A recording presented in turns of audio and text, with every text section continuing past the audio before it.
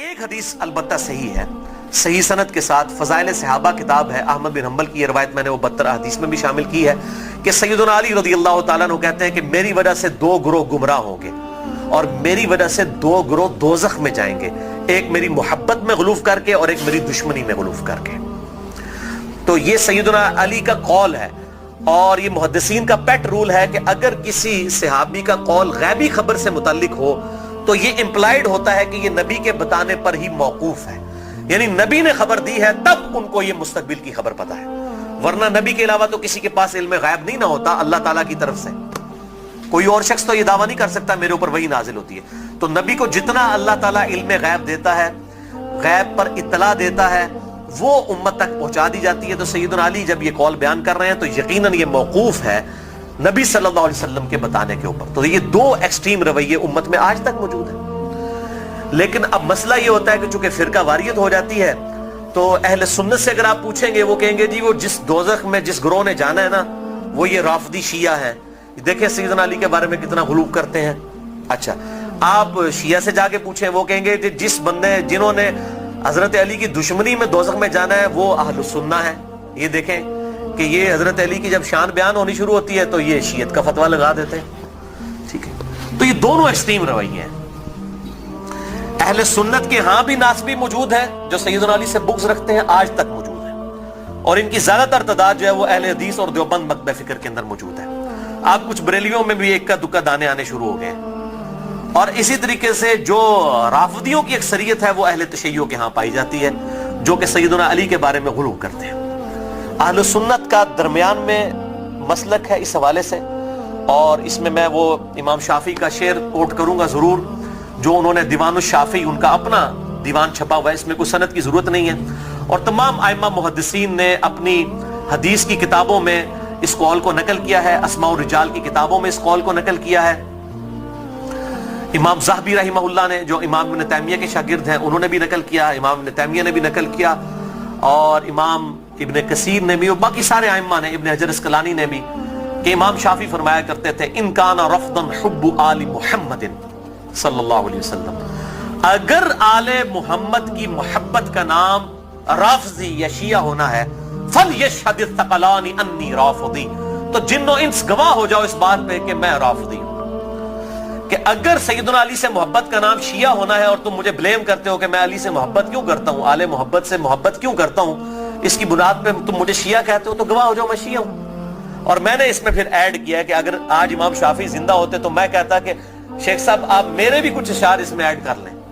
آپ نے تو کہا نا کہ اگر اہل بیت کی محبت کا نام رافضی یا شیعہ ہونا ہے تو میں ہوں رافضی، تو میں یہ کہتا ہوں کہ اگر نبی صلی اللہ علیہ وسلم کی محبت کا نام اگر وہ غلوف کے درجے میں نہ ہو، بریلوی ہونا ہے تو میں بریلوی ہوں۔ اگر صحابہ کرام سے عقیدت کا نام اگر غلوف کے درجے میں نہ ہو، یہ شرط ہے، ادھر بھی معصومیت نہ کلیم کر دی جائے دیوبند کی طرح، اگر اس کا نام دیوبندی ہونا ہے تو میں دیوبندی ہوں۔ اور اگر کتاب و سنت کے منہج کو اور اجماع کو حجت مانتے ہوئے فائنل اتھارٹی ماننا اور اس کے مقابلے پر کسی کی بات کو حجت نہ سمجھنا اہل حدیث ہونا ہے تو میں اہل حدیث ہوں۔ تو یہ صرف ایک سمجھانے کے لیے ایک جملوں کے طور پر ہے، باقی الحمدللہ ہم مسلمان ہیں اور ہمیں اسی پر فخر محسوس کرنا چاہیے۔ اللہ تعالیٰ نے ہمیں مسلم پیدا فرمایا ہے، وَسَمَّاكُمُ الْمُسْلِمِينَ، اس نے نام بھی ہمارا مسلمان رکھا ہے، ہمیں اسی پہ فخر محسوس کرنا چاہیے۔ باقی جو یہ فکر کی بات ہوتی ہے، اگر اصحاب الحدیث یا اہل السنہ کی فکر محدثین نے استعمال کی تو یہ فکر کے طور پر تھا، کبھی یہ مسجدوں کے باہر اس طریقے سے تفریق نہیں کی جاتی تھی جس طرح آج کل ہو چکی ہے، اور آج کل بھی ہر جگہ نہیں ہے۔ پورے سعودیہ میں اس طرح کی تفریق نہیں ہے کہ مسجد کے باہر آپ کو اس طرح کی چیزیں ملے، یا ملیشیا کے اندر جن ملکوں کے اندر تھوڑی ہوش آئی ہے تو ان چیزوں سے چیزیں پاک ہیں۔ اور ایون ہمارے جو یورپ اور امریکہ کے اندر اگرچہ فرقوں کے نام پہ مسجدیں بنی ہیں لیکن کم از کم وہاں پہ اتنی ٹالرنس ہے کہ لوگ تمام کے تمام لوگ ایک جگہ پہ نماز پڑھتے ہیں، ایک دوسرے کے پیچھے نماز پڑھ لیتے ہیں۔ یہ یہاں پر لعنت ہے انڈیا، پاکستان اور بنگلہ دیش کے گندے کلچر کے اندر کہ یہاں پر لوگ جو ہیں وہ مطلب اس طرح فرقوں میں بٹے ہوئے ہیں کہ ایک دوسرے کے پیچھے نماز بھی نہیں پڑھتے۔ آج بھی مجھے ایک بھائی کا فون آیا، اکثر لوگ سوال کر رہے ہوتے ہیں فلاں کے پیچھے نماز ہو جاتی، فلاں کے پیچھے نماز ہو جاتی ہے۔ میں ان کو ایک ہی جملہ بولتا ہوں کہ میرے بھائی جس کو آپ کافر نہیں کہہ رہے نا اس کے پیچھے نماز ہو جاتی ہے۔ آپ نے اگر یہ اناؤنسمنٹ کرنی ہے کہ اس کے پیچھے نماز نہیں ہوتی تو اس کو پہلے کافر ڈکلیئر کریں گے۔ اگر آپ میں یہ جرت نہیں ہے نا، آپ مسلمانوں سے سمجھ رہے ہیں نا، अहलुल बिदा समझ रहे हैं, कलमा को मुशरिक समझ रहे हैं, कुछ भी समझ रहे हैं, काफिर कहने की आपको जुर्रत नहीं है ना, तो समझ ले कि वो मुसलमान है। अब वो मुसलमान है, वो अहले बिदत में से भी हो सकता है, कलमा को मुशरिक भी हो सकता है, ठीक है, कुछ भी हो सकता है, जब तक वो काफिर नहीं है उसके पीछे नमाज दुरुस्त है। ये है बिल्कुल मोटा सा फार्मूला। और अगर आप समझते हैं कि इस तरीके से लोगों को इस्लाम से बाहर निकालना है, तो मेरे भाई फिर ठीक है, आप सऊदीया वालों को भी एप्लीकेशन दें कि अहले हदीस एप्लीकेशन दे दें कि जी बरेलवी मुशरिक हैं, देवबंदी भी चूंकि तकलीद करते हैं वो भी मुशरिक हैं, शिया भी मुशरिक हैं, लिहाजा जो है चूंकि हरम के अंदर जो है वो मुशरिकीन का दाखिला ममनू है, लिहाजा सवाए अहले हदीस के किसी को हज करने की इजाजत ना दी जाए। एप्लीकेशन दें, और अगर वो आपकी एप्लीकेशन कबूल ना करे तो फिर आप वही फतवा लगाएं कि अगर वो नहीं कबूल कर रहे तो वो भी मुशरिक, जो हरम में आने दे रहा है मुशरिक को वो भी मुशरिक, और इमाम काबा जो उनकी लीडरशिप कर रहा है और इसके खिलाफ बोल नहीं रहा वो भी मुशरिक। फिर तो भाई मेरे फार्मूले आप लगाने शुरू कर दें। असल में सबको ये बात पता है, ये तकरीरों में जोश में आके किताबों में इस तरीके से जोश में चीजें लिख देते हैं, पता इनको भी है कि इस्लाम से नहीं निकाला जा सकता। जिनको इस्लाम से निकालना था ना, उम्मत ने इत्तफाक करके उनको इस्लाम से निकाल दिया है, वो है कादियानी, उनके बारे में सब ने इत्तफाक किया हुआ है। अगर कोई कादियानियों के अलावा किसी मुसलमान के फिरके को जो इंडिया पाकिस्तान बांग्लादेश में पाया जाता है काफिर समझता है, तो भाई एप्लीकेशन पुट करे, आप देखें जरा फिर इनके साथ होती क्या है। अहले हदीस के खिलाफ पुट करेंगे ना, वो सारों के बाबों का चट्टा बट्टा खोल देंगे। आप बरेलवियों के खिलाफ पुट करेंगे, बरेलवी अहले हदीस देवबंद शिया के बाबों का चट्टा बट्टा खोल देंगे। शिया के खिलाफ पुट करेंगे ना, वो इनके सारे बाबों को नंगा कर देंगे। देवबंदियों के खिलाफ बात करेंगे, वो इनके बाबों को नंगा कर देंगे। क्यों? कि सबके पास थोक के हिसाब से एक दूसरे के खिलाफ गुमराहकुन नजरियात जो है ना किताबों के अंदर मौजूद है। ठीक है, ये इतना सीधा मामला नहीं है, इसको जिस तरीके से समझा जाता है। तो ये मेरे भाइयों बहुत क्रिटिकल इशू है। जिसको आप काफिर नहीं कह रहे उसके पीछे आपकी नमाज बिल्कुल दुरुस्त है। या जुर्रत करें काफिर कहने की, फिर अगली बात करें। अगर आप ये जुर्रत नहीं कर रहे तो यकीनन आप मुसलमान समझ रहे हैं, एक दूसरे के पीछे नमाजें भी पढ़ते हैं, पढ़ें, एक दूसरे के साथ निकाह भी करें, एक दूसरे के साथ मामलात भी करें, इल्मी तरीके से एक दूसरे के साथ मामलात को आगे लेके चलें। बाकी तो हालत ये हो चुकी है मेरे भाई के यहां तो एक फिरके के जो लोग हैं उनमें कितनी पार्टी बाजी है। एक घर के अंदर एक फिरके के लोग हैं, उनमें पार्टियां मौजूद हैं। कोई एक जमात के साथ है, कोई दूसरी जमात के साथ है। वो कहता है जी कुर्बानी दी खाल मैं उन्हों देनी है, वो कहता है मैं उन्हों देनी है। और मौलवी दा वास चले तो तुम्हारी भी खाल के ला के ला जाए ईद वाले दाड़े। बिल्कुल कई लोग ऐसे मिले हैं, वो कहते हैं जी हम 2 बकरे इसलिए देते हैं कि जी वो हमने एक जो है वो इस पार्टी को देना है, दूसरी पार्टी को देना है, वरना वो नाराज हो जाएगी। और दोनों का मसले एक ही है। और इसके अलावा सियासी बुनियाद भी जो डिवीजन हुई है वो अलग से है। तो डिवीजन तो बहुत ज्यादा है। और फिर कहते हैं जी वो हम आपस में एक दूसरे को गुमराह तो नहीं समझते, गुमराह नहीं समझते। तो मेरे भाई एक दूसरे का इस लेवल तक आप रद्द करते हैं कि मस्जिदें छीन लेते हैं एक दूसरे से। अगर गुमराह समझ रहे तो तभी मस्जिद छीनते हैं ना। मस्जिद क्यों छीनी जाती है कि मेरे वाले करें? तो या सीधा सीधा पब्लिक को बताएं कि ये मस्जिद जो है ये हमारे चंदे बटोरने के अड्डे हैं। तो चूंकि इधर से हमने चंदे बटोरने होते हैं, आपकी चमड़ियां उतारनी होती है, इसलिए हम मस्जिदें आपसे छीन रहे होते हैं। तो बताएं पब्लिक को, यही बात हो सकती है ना। तो या फिर अगर ये नहीं कह रहे तो आप फिर ज़ाहिर है दूसरों को गुमराह समझ रहे हैं। गन पॉइंट के ऊपर एक दूसरे की मस्जिदें छीनते हैं, लड़ाइयां करते हैं, फिर कहते हैं जी हम एक ही हैं। कोई एक नहीं होते मेरे भाई। देवबंद का ममाती गिरोह, हयाती गिरोह, इतने एक्सट्रीम इख्तिलाफात हैं आप सोच भी नहीं सकते। बरेलवियों के अंदर आप आ जाएं, दावत इस्लामी को देख लें और डॉक्टर तैयब कादरी साहब और सैफियों की पार्टी जमीन के आसमान की इख्तिलाफात है। अहले हदीस के अंदर आप आ जाएं, वहां पे जमात दावा को देख लें, जमीयत अहले हदीस को देख लें, जमीन आसमान की इख्तिलाफात है। मैं तो मतलब जिन्होंने कहते हैं ना कि पंजाबी मुहावरा दाइयां को नहीं ढिड छुपे होते, मैं तो सारे नाल रहा, मुझे तो पता है इनकी सबकी क्या सूरत हाल है। चंदों की बुनियाद के ऊपर लड़ाइयां होती हैं और बाज़ औक़ात जो है वो असला तक निकाल लिया जाता है, मस्जिदों के ऊपर कब्जा कर लिया जाता है, मस्जिदें बंद हो जाती हैं। हमारे खुद इस्लामाबाद में एक अहले हदीस की मस्जिद 1 साल तक बंद रही है, सिर्फ 2 पार्टियों के झगड़े की वजह से। और फिर अल्टीमेटली जो है वो बड़ी मुश्किल के साथ इशू जो है वो रिजॉल्व हुआ। और इस हद तक हो गई कि इमाम मस्जिद को धमकी लगाई जाती थी, अगर तूने उधर जाके इमामत कराई ना तो तेरी लता बांध देंगे, इस लेवल तक। और उस मस्जिद के दाएं तरफ एक पार्टी ने खैमा लगाया, बाईं तरफ एक पार्टी ने खैमा लगाया, दोनों जो है वो नमाजें पढ़ा रहे हैं और दोनों ने अब स्पीकर लगाए हुए हैं और एक दूसरे की तरफ रुक किए हुए, नमाजी अंदर 4-5 ने। ये हालत है मौलवियों की। तो मैं ये समझता हूं कि इस्लाम के खिलाफ सबसे बड़ी साजिश जो है ना ये उलमा है। और ये बात मेरी बुरी ना मानिएगा, सूरह अल-अराफ के अंदर अल्लाह ताला ने आयत नंबर 175 آنورڈ اگر آپ پڑھنا شروع کریں گے تو اللہ تبارک و تعالی نے علماء سو کی مثال جو ہے کتے کی سی دی ہے. اللہ تعالیٰ ماتا ہے جو علماء بلعام بن باورا ایک بہت بڑا عالم تھا یہودی, اس کی مثال اللہ تعالیٰ نے دی ہے کہ اس کی مثال کتے کی سی ہے کہ اس کو کوئی چیز ملتی ہے تب بھی یہ زبان ہانپتا رہتا ہے, نہ ملے تب بھی ہانپتا رہتا ہے, کہ وہ لالچی ہے نا. یعنی کتے کا کام یہ ہے کہ وہ لالچ میں زبان باہر نکال کے رکھے, چاہے پیٹ بھرا ہوا ہو یا نہ ہو. علماء کی مثال اللہ تعالیٰ نے کتے کی دی ہے قرآن حکیم کے اندر. آپ اندازہ کریں کتنی سخت مثال ہے. ہم بھی یہ بات کرتے ہیں, پنجابی ایک محاورہ ہے کتی چورانا رلی ہے, سنے ہیں نا. یعنی چور سے بچانے کے لیے, گھر کی حفاظت کے لیے کتا رکھا جاتا ہے. جب کتا ہی چوروں کو بتانا شروع کر دے کہ فلاں قیمتی مال فلاں جگہ پہ اس کو لوٹ لو, تو اس کو پنجابی میں کہا جاتا ہے کتی چورانا رل گئی ہے. یعنی کتا جو ہے وہ الٹا چوروں کے ساتھ مل گیا ہے. ہمارے علماء کی بھی مثال یہی ہے, وہ علماء جو اپنی پبلک کو یہ کہہ رہے ہیں قرآن و سنت ڈائریکٹ نہ پڑھنا گمراہ ہو جاؤ گے. تو یہ اس سے بڑی کیا دشمنی ہے.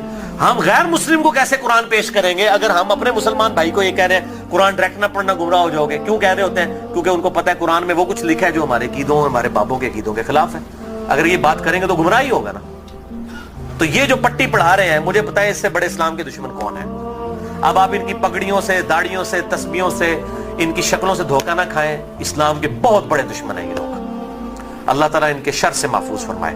تو بات کہاں سے کہاں نکل گئی. اللہ تعالیٰ فرماتا ہے ہم نے ماں باپ, ان کو ماں اور بیٹے دونوں کو جہان والوں کے لیے بہت بڑی نشانی بنایا تھا. ان ہذہ امتکم امۃ واحدہ, اے نبیوں کے ماننے والوں یہ سب کی سب امتیں, تمام نبیوں کے پیروکار اور انبیاء کی تعلیمات ایک ہی تھی. وَأَنَا رَبُّكُمْ فَاعْبُدُونَ, اور میں تمہارا رب ہوں پس میری ہی عبادت کرو. یعنی عیسیٰ, موسیٰ, ابراہیم, نوح علیہم السلام اور محمد رسول اللہ صلی اللہ علیہ وسلم یہ ایک ہی درخت کی شاخیں ہیں, ایک ہی درخت کے پھل ہیں. یہ کوئی ڈیفرنٹ تعلیمات نہیں ہے, بنیادی عقائد سیم ہے. ہاں وقت کے ساتھ ساتھ اللہ تعالیٰ نے شریعت کے اندر کچھ تبدیلی کی, لیکن بنیادی عقیدہ توحید سب کا سب ایک, اور وہی اللہ تعالیٰ نے بات کر دی. وَأَنَا رَبُّكُمْ, اور میں ہوں تمہارا رب, فَاعْبُدُونَ, پس میری عبادت کرو. وَتَقَطَّعُوا أَمْرَهُمْ بَيْنَهُمْ, مگر لوگوں نے پارا پارا کر دیا آپس میں دین کو. كُلٌّ إِلَيْنَا رَاجِعُونَ, سب کے سب کو لوٹ کر ہمارے پاس آنا ہے. اللہ تعالیٰ ماتا ہے ہم نے ایک دین دیا تھا لیکن لوگوں نے فرقے بنا لیے. ایک تو یہ انبیاء کے نام پر یہ تقسیمیں ہوئی, اور بعد میں پھر نبیوں کے ماننے والوں میں بھی بزرگوں کے نام پہ تقسیمیں ہو گئی. یعنی آج عیسائی, یہودی اور مسلمز نبیوں کے نام کے اوپر اپنے آپ کو ڈیوائیڈ کیا ہوا ہے نا, حالانکہ تعلیمات ایک ہیں. اور ہم کیوں اپنے آپ کو بہتر سمجھتے ہیں؟ ہم کسی نبی کا ڈینائی نہیں کرتے. لا نفرق بین احد من رسلی, ہم ایمان لانے میں کسی نبی میں فرق نہیں کرتے. لیکن یہودیوں کو دیکھیں, حضرت عیسیٰ کا انکار کرتے ہیں, محمد رسول اللہ کا انکار کرتے ہیں صلی اللہ علیہ وسلم. عیسائیوں کو دیکھیں, حضرت موسیٰ کو بھی مان رہے ہیں, حضرت عیسیٰ کو بھی مان رہے ہیں, ہمارے نبی کا انکار کر رہے ہیں. تو انہوں نے اپنی پگڈنڈی الگ کر لی ہے.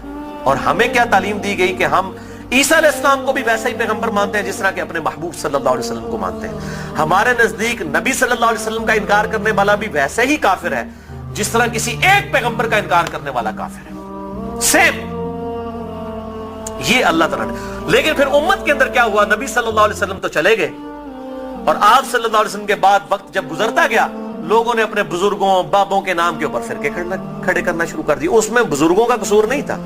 یعنی امام حنیفہ, امام شافعی, امام احمد بن حنبل, امام مالک رحمہم اللہ اجمعین علیہم السلام رضی اللہ عنہم اجمعین, ان کا کوئی قصور نہیں ہے. انہوں نے کہیں نہیں کہا کہ ہمارے ناموں کے اوپر آپ فرقے بنائیں, اپنے ہمارے ناموں کے اوپر چیزوں کو ڈیوائیڈ کر دیں. ان کی کہیں یہ تعلیمات نہیں تھی. ان کی تعلیمات تو یہ تھیں کہ اللہ اور اس کے محبوب صلی اللہ علیہ وسلم کو فالو کیا جائے, اللہ اور اس کے محبوب صلی اللہ علیہ وسلم کی تعلیمات کو لے کر چلا جائے. انہوں نے کہیں نہیں کہا کہ ہمارے ناموں کے اوپر آپ فرقے بنا لیں. تو میں ان کو کنڈیم نہیں کر رہا. آج جب ہم عیسائیوں کو کنڈیم کرتے ہیں, معاذ اللہ استغفر اللہ, ہمیں کبھی گمان بھی نہیں ہوتا کہ حضرت عیسیٰ علیہ السلام کی ہم توہین کر رہے ہیں. ہم تو کہہ رہے ہوتے ہیں کرسچینٹی غلط ہے, عیسیٰ علیہ السلام تو وجیہن فی الدنیا والآخرہ, ان کا کون انکار کر سکتے ہیں؟ ان سے تو ہم محبت کرتے ہیں, ان کی محبت کو ہم اپنے ایمان کا حصہ سمجھتے ہیں. لیکن ان بزرگوں کے نام کے اوپر فرقے بننا شروع ہوئے. پھر آگے چلتا رہا کام یہاں تک پہنچا کہ اب آپ دیکھیں کہ اس حالت تک بگاڑ آ چکا ہے کہ انڈیا پاکستان کے اندر ایک امام حنیفہ رحمہ اللہ کے نام پہ فرقہ بنانے والے لوگوں کی اپنی حالت یہ ہوگی ہے, انہوں نے اپنے ادھر جو 14ویں صدی کے 2 بابے تھے ان کے نام کے اوپر فرقے بنا لیے, بریلوی اور دیوبندی. دونوں اپنے آپ کو حنفی کہہ رہے ہیں. دونوں اپنے آپ کو کہہ رہے ہیں کہ ہم امام حنیفہ کے پیروکار ہیں، اور دونوں ایک دوسرے کو ماشاءاللہ کافر بھی سمجھتے ہیں، گستاخ رسول بھی سمجھتے ہیں، مشرک بھی سمجھتے ہیں، ایک دوسرے کے پیچھے نمازیں پڑھنے کے قائل نہیں ہیں، اور اسی نام کے اوپر انہوں نے مسجدیں بھی الگ کر لی ہوئی ہیں، اور اس حد تک کہ آپ مسجد کے بارے میں دیکھتے ہو لکھا ہوتا ہے اہل سنت والجماعت، بریکٹ میں لکھا ہوتا ہے حنفی، پھر آگے مزید بریکٹ لگائی ہوتی ہے دیوبندی. یعنی آپ دیکھیں کہ کس لیول تک ڈیوائیڈ کر دیا، کس لیول تک ڈیوائیڈ کر دیا امت کو. تھوڑا آگے ہو جائے، آگے ہو جائے، آگے. اور میں حیران ہوتا ہوں کہ انڈیا کے 2 شہروں کی بنیاد کے اوپر امت کو ڈیوائیڈ کر دیا. یہ دیوبند اور بریلی انڈیا کے 2 شہر ہیں، اس کے نام کے اوپر ڈویژن کر دی ہوئی ہے. یہی حال اہل حدیث کا ہے. کبھی اپنے آپ کو اہل حدیث کہیں گے، کبھی سلفی کہیں گے، کبھی کہیں گے غربا اہل حدیث، کبھی کچھ. کس لیول تک بگاڑ آ گیا. حتیٰ کہ اگر آپ اب یورپ میں چلے جائیں تو وہاں 2 فرقے بن چکے ہیں، اہل حدیث اور سلفی. اور سلفیوں میں بھی 2 ہیں، ایک تقلیدی سلفی ہیں اور ایک غیر مقلد سلفی ہیں. اور ابھی ایک اور شوشہ چھوڑا ہے مدخلی. یہ ایک اور فرقہ جو ہے وہ عرب کے اندر نکلا ہے، جو کہ اپنے علاوہ سب کو کہتا ہے کہ یہ اہل حدیث سے خارج ہیں، ہم کوئی بہت بڑے اہل حدیث ہیں. یہی ہوتا ہے میرے بھائیوں، جب یہ پارٹی بازی شروع ہوتی ہے نا، اس کا انجام یہی ہوتا ہے. خدا کے لیے اس طرف واپس آ جائیں جہاں ہمارے محبوب صلی اللہ علیہ وسلم ہمیں چھوڑ کر گئے تھے. ہوا سماکم المسلمین من قبل وفی ھذا. اللہ کے پیغمبر ابراہیم علیہ السلام نے اس قرآن کے نزول سے پہلے تمہارا نام مسلم رکھ دیا تھا، اور اس کتاب میں وفی ھذا اللہ نے بھی انڈورس کر دیا اپنے آپ کو مسلمان کو. کیوں اپنے آپ کو ڈیوائیڈ کرتے ہو؟ کس لیول تک ڈویژن کرو گے؟ پہلے کہتے تھے جی اگر ہم سنی شیعہ کی ڈویژن نہیں کریں گے تو پتہ کیسے چلے گا، چلو جی وہاں بھی مسئلہ حل ہوا. پھر آگے گئے جی نہیں اگر ہم حنفی شافی مالکی حنبلی اہل حدیث نہیں کریں گے پتہ کیسے چلے گا، چلو وہاں بھی مسئلہ حل ہو گیا. پھر آگے کہ نہیں جی اہل حدیث میں بھی اتنی پارٹیاں تھیں تو ہم سلفی کہیں گے تو تب پتہ چلے گا. میرے بھائی یہ جتنی دمیں لگائی ہوئی ہیں نا، میں ان کو دمیں کہتا ہوں، یہ آپ دمیں لگاتے چلے جائیں، اس کی کوئی اینڈ نہیں ہے، سوائے اس کے کہ امام مالک رحمہ اللہ کا قول ہے، وہ فرمایا کرتے تھے اس امت کے آخری حصے کی بھی ہدایت ویسے ہی ہوگی جس طرح کے ابتدا کے حصے کی ہوئی تھی. صحابہ اکرام علیہم رضوان، اہل بیت، بریلوی، دیوبندی، اہل حدیث، شیعہ، اہل سنت اس تفریق سے بہت بالا تھے. آج بھی الحمدللہ وہ مسلمان اس پیٹرن کے اوپر. مجھے کہتے ہیں لوگ جی وہ آپ کس فرقے سے ہیں؟ میں کہتا ہوں جی میں اس گروہ میں شامل ہوں. فرقہ تو ہے ہی اسلام میں حرام، ٹھیک ہے. اللہ تعالیٰ نے واضح طور پہ فرما دیا ہے کہ ان الذین فرقوا دینہم وکانوا شیعا لست منہم فی شیء. اے نبی جنہوں نے دین میں فرقے بنائے اور اپنے آپ کو گروہوں میں بانٹ لیا، آپ کا ان سے کوئی تعلق ہی نہیں ہے. سورۃ الانعام آیت نمبر 159.